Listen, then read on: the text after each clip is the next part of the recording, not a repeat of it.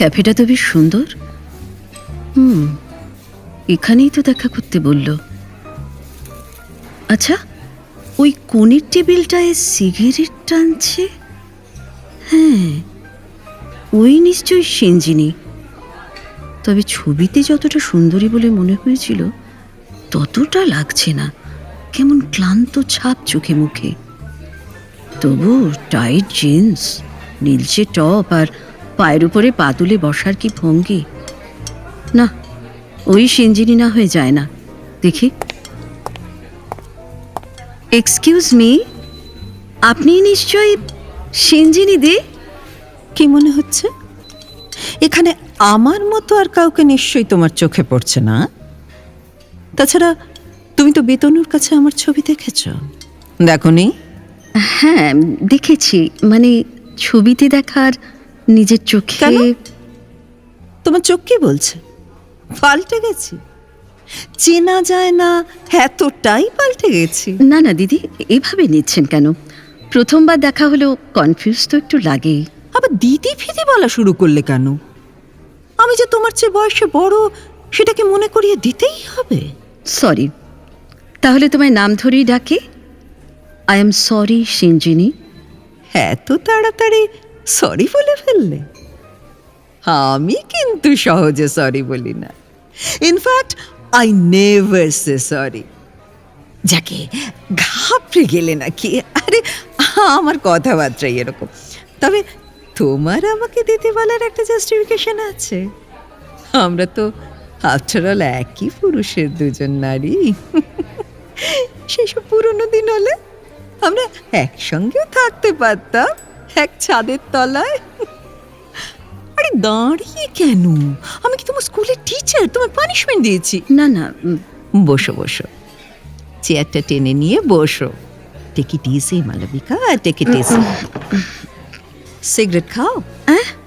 খেলে খেতে পারো, ডোন্ট হেজিটেট। এই মা, না না, আমি সিগারেট খাই না। ইমা করার কি আছে? তুমি খাও না তো খাও না। এমন করে বলছো যেন সিগারেট খাওয়াটা অপরাধ। Middle class prejudice. তা যদি বলো, আমি তো মিডল ক্লাসই। বাবা শিক্ষকতা করতেন, আর আমি নিজেও তো একটা স্কুলে পড়াই। না না, মিডল ক্লাস ব্যাপারটা একটা মানসিকতা। তোমায় বেশ কয়েকবার দেখেছি গড়িয়াহাটের ফুটপাতে ওই হকারদের সঙ্গে দর কষাকষি করে নাইটি, চপ্পল, কাপডিশ এসব কিনতে টিনতে। অবশ্য ভালোই বার্গেন করো।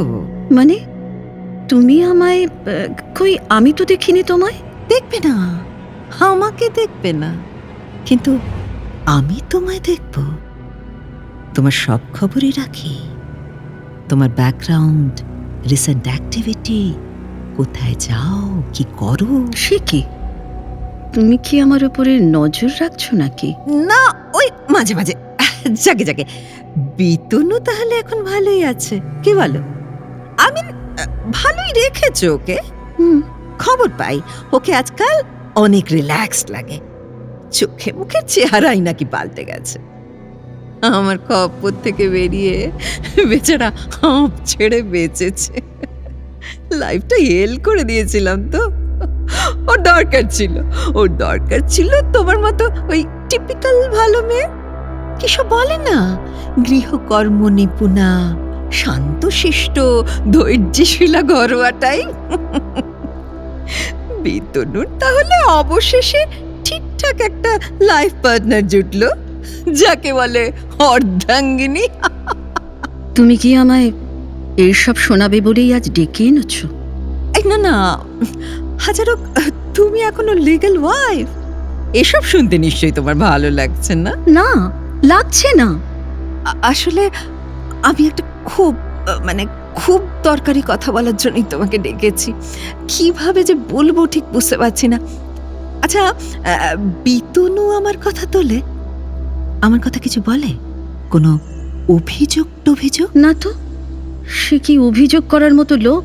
সে জানি, ও খুব জেন্টলম্যান টাইপের, ঠান্ডা মেজাজের ভদ্র ছেলে, একটু বেশি টলারেন্ট। তবু কিছু তো বলেইছে। কিভাবে শেষের দিকে ওকে টর্চার করেছে? কে? আমার এক পুরনো প্রেমিককে দিয়ে মার পর্যন্ত খাইয়েছি জানো। গরম মিস্ত্রি ছ্যাঁকা দিয়েছি, ও স্ক্রিপ্টের খাতা ছিঁড়ে কুচি কুচি করেছি, আরো যা যা করেছি আজ ভাবতে লজ্জা লাগে। সেসব কিছুই তোমায় বলেনি, আমি বিশ্বাস করব? বিশ্বাস না করলে জোর করে কিভাবে করাই বলো তো? এত কথা তো আমি এখন শুনছি। অ্যাকচুয়ালি ওর যে ডিভোর্স হয়ে গেছে সেটাও আমার সঙ্গে আলাপ হওয়ার অনেক পরে জেনেছি। ও অবশ্য সেটার দায় নিজের কাঁধেই নিয়েছিল। ও যেরকম লোক, এসব না বলাই কি স্বাভাবিক নয়? এইটুকু নিশ্চয়ই আন্দাজ করতে পারো। জানি জানি, ওকে আমায় চেনাতে এসো না। ওর সঙ্গে কতদিন ঘর করছো? আমরা এক টানা 7.5 বছর এক ছাদের তলায় ছিলাম, তার আগে 3 বছরের কোর্সে। নিজেকে এত বুদ্ধিমতী ভেবে বসো না যে 1 বছরে সব বুঝে যাবে যা আমি 10 বছরেও বুঝিনি। এটাই কি তাহলে তোমার সেই খুব দরকারি কথা? না না, আসলে জানো, বিতনুর জন্য সেদিন খুব খারাপ লাগছিল। পুরনো অনেক কথা মনে পড়ছিল। ওকে তো আমি একটা স্বাভাবিক জীবনও দিতে পারতাম। ও মানুষটা বেসিক্যালি ভালো, and I took advantage of his goodness. তা এসব কথা আমায় বলে কি হবে? সরাসরি ওকে ডেকেই তো বলতে পারতে। ওর ফোন নম্বর তো বদলায়নি, ওকেই ফোন করে একটা অ্যাপয়েন্টমেন্ট করে নিতে পারতে। তুমি কি সেটা অ্যালাউ করতে? আমি তোমাকে না জানিয়ে সেটা করাটা আনএথিক্যাল হতো না? দেখো ভাই, আমি যা করতে চাই সোজাসুজি করতে চাই, ওসব লুকোছাপা আমার পছন্দ না। আফটার অল, ও এখন তোমার হাজবেন্ড। তোমার পারমিশন না নিয়ে ওকে ডাকাটা তো নীতি বিরুদ্ধ, না? ও, তাই আমার লেজিটিমেট পারমিশন নিতে ডেকেছ? দেখো, তুমি পারমিশন না নিলেও আমি জানতে পারতাম। বিতনুকে যতটা চিনি, ও আমাকে না জানিয়ে তোমার সঙ্গে দেখা করতে যেত না। আর তাছাড়া এতে আমার বাধা দেওয়ার তো কিছু দেখছি না। ও যদি মনে করে দেখা করবে করবে। আমি স্বামী স্ত্রী রিলেশনের মধ্যে স্পেস ব্যাপারটাই বিশ্বাস করি। ওর ব্যক্তিগত সিদ্ধান্তে হস্তক্ষেপ করতে যাব কেন? বাহ, তুমি তো বেশ ম্যাচিওর মেয়ে। মনে হচ্ছে তুমি মানুষটা লিবারাল। আসলে আমি তো বড়লোক বাবা স্পয়েল চাইল্ড, ভয়ানক মুডি। বিয়ার আর সিগারেট আমার নিত্য সঙ্গী। তখন ডিভোর্স পাওয়ার জন্য উঠে পড়ে লেগেছিলাম। আবার ওকে ছেড়ে যাবার পর জীবনের সবচেয়ে বিচ্ছিরি ফেসটা কাটাচ্ছি। পুরুষ সঙ্গে পাল্টেছি একের পর এক, কিন্তু কাউকেই ঠিকমতো পছন্দ হয়নি। হাড়ে হাড়ে বুঝেছি বিতনুর কোনো বিকল্প হয় না। তাই আজ একটা চরম স্টেপ নিতে চাইছি, এছাড়া কোনো উপায় নেই। কি চাইছো? কোন উপায়? গতকাল আমি খবরের কাগজে একটা ফিচার পড়লাম, জানো, অদ্ভুত একটা রিপোর্ট। বিদেশের একটা ইউনিভার্সিটির গবেষকরা দীর্ঘ রিসার্চ করে প্রমাণ পেয়েছেন বিচ্ছেদের পরেও যারা মানসিক অবসাদে ভোগে, তাদের সেটার হাত থেকে চিরকালের মতো নিষ্কৃতি পাওয়ার একমাত্র রাস্তা তাদের ওই প্রাক্তন স্বামী বা প্রেমিকের সঙ্গে শেষ একটা রাত কাটানো। তাতে যে শুধু ডিপ্রেশনের হাত থেকে রেহাই পাওয়া যায় তাই নয়, বিচ্ছেদটাও পার্মানেন্ট হয় না। চূড়ান্ত একটা রাত কাটাবার পর ব্যাস সব শেষ হয়ে যাবে, হিসেব নিকেশ সব কত। ওরা ওরকম বলে? ওগুলো সিরিয়াসলি নেওয়ার কিছু নেই, এসব জাস্ট হাইপোথেসিস। না, একেবারে প্রমাণিত। কত বড় বড় এক্সপার্ট সায়েন্টিস্ট ইনভলভ এতে। তাছাড়া আমার ডাক্তারের সঙ্গেও কথা বলেছি, তিনিও বললেন এটা করা গেলে এর চেয়ে ভালো আর কিছু হতে পারে না। কখনো না। প্লিজ মালবিকা, বোঝার চেষ্টা করো, আমাকে বাঁচাও। আমি হাত জোড় করছি, আমার ডিপ্রেশন এমন জায়গায় পৌঁছেছে, দুবেলা হাই ডোজের অ্যান্টি ডিপ্রেশনেট খেয়েও আমার কিচ্ছু হয় না। রাতে 3-4টে করে কড়া স্লিপিং পিল খেয়েও ঘুমোতে পারি না। এরকম চললে আমি উন্মাদ হয়ে যাব। উন্মাদ হয়ে যাবে না? তুমি অলরেডি উন্মাদ হয়ে গেছো। তুমি বুঝতে পারছো তুমি কি বলছো? না, বুঝতে পারছো আমার কাছে এটার মানে কি? আমি জানি না তুমি কি ধরনের মেয়ে, কি ধরনের মোরালিটি তোমার। কিন্তু আমি খুব সাধারণ মেয়ে। আমার কাছে আমার স্বামী আমার সর্বস্ব। তুমি বুঝতে পারছো এটা আমার কাছে কিরকম প্রপোজাল, কি মারাত্মক?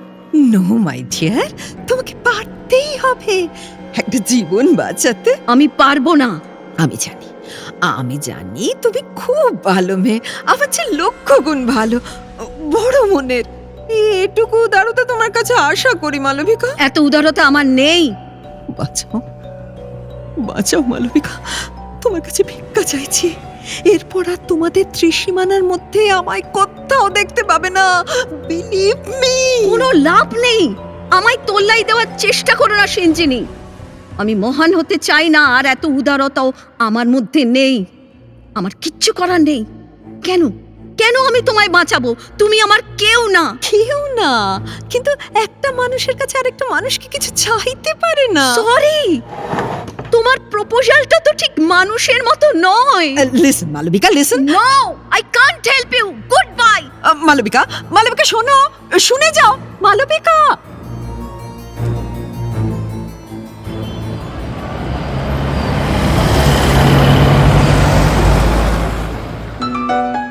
এই রে, দেরি দেখে বিতনু আবার ফোন করছে।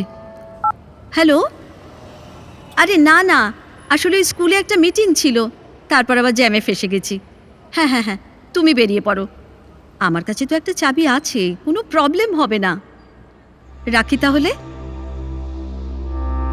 না, কিছুতেই বিতনুকে এসব কথা বলা যাবে না।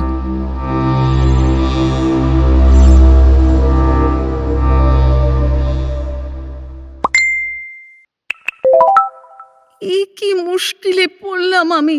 আমার লাইফটা একবারে হেল করে দিল। কি কুক্ষণে ওর সঙ্গে দেখা করতে রাজি হলাম। রোজ ফোন, আত্মহত্যার হুমকি। মোবাইল সাইলেন্ট করেও নিস্তার নেই, এসএমএস এর পর এসএমএস পাঠাচ্ছে। বাঁচতে চাইলে যে করে পারো বিতনুকে রাজি করাও, আমার কাছে পাঠাও। আমি কতটা ডেসপারেট তুমি জানো না। I can do anything. আমার কিছু হয়ে গেলে মালবিকা, তুমি, শুধু তুমি দায়ী থাকবে। না, আমি আর চাপ নিতে পারছি না। যা হয় হোক, বিতনুকে বলতেই হবে।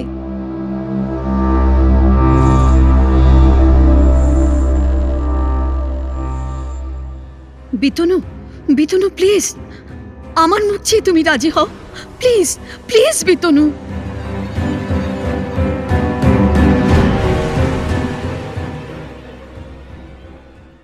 বিতনু চলে গেল। ও তো কিছুতেই যেতে চায়নি। জোর করে বুঝিয়ে কেঁদে কেটে আমি বাধ্য করলাম যেতে। আমি কি করলাম? আমায় ইমোশনাল ব্ল্যাকমেল করলো এই উন্মাদিনী, আর আমি রাজি হয়ে গেলাম। কি হবে এখন? কি হবে? বিতনু আমার কাছে ফিরে আসবে তো? বিতনু, বিতনু। এ কি সেনজিনি? সে আবার কি চায়?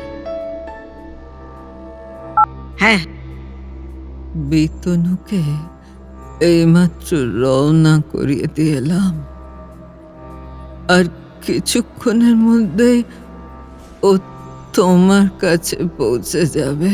হ্যাঁ তো কি? না মানে আমি তোমায় জাস্ট বলতে চাইছিলাম, আমি পারলাম না। শেষ পর্যন্ত হেরে গেলাম আমি। মানে আমার শরীরটা যেন একেবারেই ভালো যাচ্ছে না। একটা জ্বর কিছুতে ছাড়ছে না, ওজন কমে যাচ্ছে র্যাপিডলি। আমার মনে হয় আমার সব ইমিউনিটি নষ্ট হয়ে যাচ্ছে।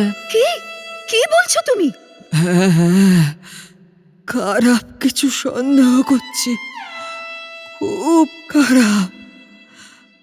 অ্যাকচুয়ালি আশেপাশে জায়গায় ঘুরেছি তো, ডিপ্রেশনের হাত থেকে বাঁচতে অজানা ছেলেদের সঙ্গে